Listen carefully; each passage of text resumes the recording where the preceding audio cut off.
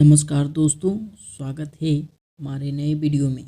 आज का डिक्टेशन रामधारी गुप्ता खंड 2 प्रतिलेखन संख्या 5 जिसका गति 80 होगा। डिक्टेशन 5 सेकंड बाद स्टार्ट होगा।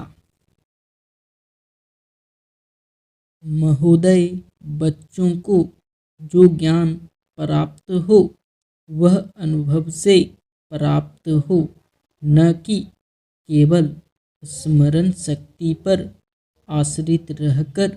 रटाई द्वारा उन्होंने सोचा था और उच्चतम शिक्षा शास्त्रियों का भी यही विचार है कि इस प्रकार से प्राप्त ज्ञान बच्चों में जागरूकता, कार्यकुशलता, स्वतंत्र भावना पैदा करता है, जो इस जीवन के संग्राम में बहुत सहायक हो सकता है।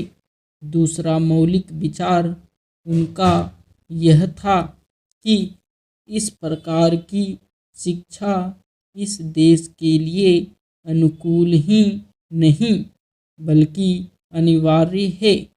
बच्चों से जो कुछ भी काम कराया जाए वह उत्पादक काम हो और उससे जो कुछ भी पैदा हो उससे शिक्षा का व्यय यदि पूरा नहीं तो अधिकांश निकल सके, क्योंकि यदि शिक्षा का व्यय दूसरे प्रकार से निकालने का प्रयत्न किया जाएगा तो वह बोझ इतना बड़ा होगा कि शिक्षा सार्वजनिक नहीं बन सकेगी।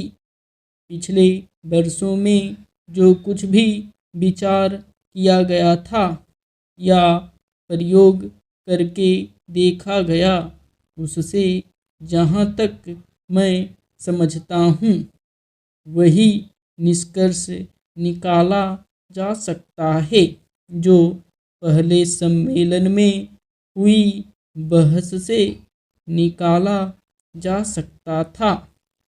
हमारे शिक्षा शास्त्रियों ने इस पद्धति की अनुकूलता और श्रेष्ठता तो मान ली थी, पर उनकी दृष्टि में इसके द्वारा शिक्षा का व्यय निकालना असंभव ही नहीं, अनुचित भी था।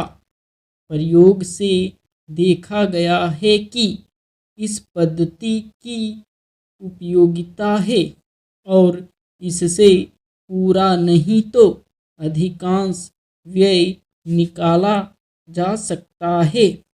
यह मैं प्राथमिक और माध्यमिक शिक्षा के संबंध में कह रहा हूँ।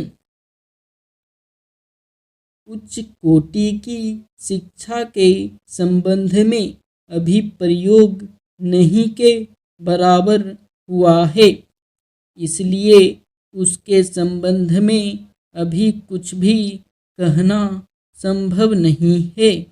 इतना होते हुए भी हम देखते हैं कि इस पद्धति को उतना प्रोत्साहन नहीं मिला और न इसका उतना प्रचार ही हुआ जितना होना चाहिए था और जितना स्वराज्य प्राप्ति के बाद हम कर सकते थे।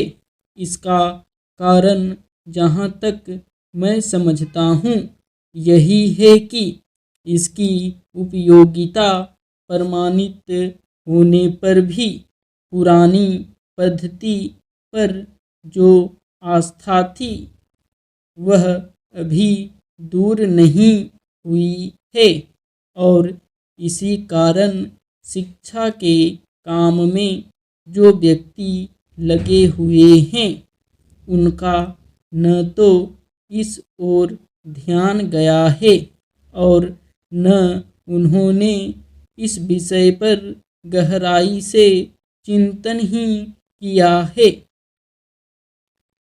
आज भी हम इतना ही कह सकते हैं कि इस पद्धति का अभी केवल प्रयोग ही किया जा रहा है। इसे राष्ट्रीय कार्यक्रम मानकर हमारी सरकार ने उसको चालू करने का निश्चय नहीं किया और क्रियात्मक रूप से कुछ करने की बात तो नहीं के बराबर ही है।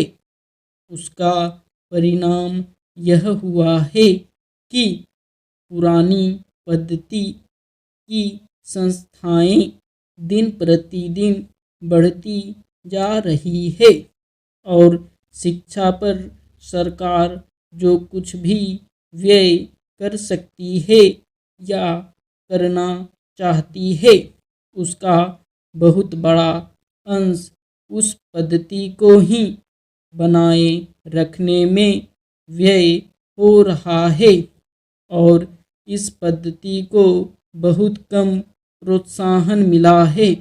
मेरा अपना विश्वास है कि शिक्षा में मौलिक परिवर्तन अवश्य किया जाएगा।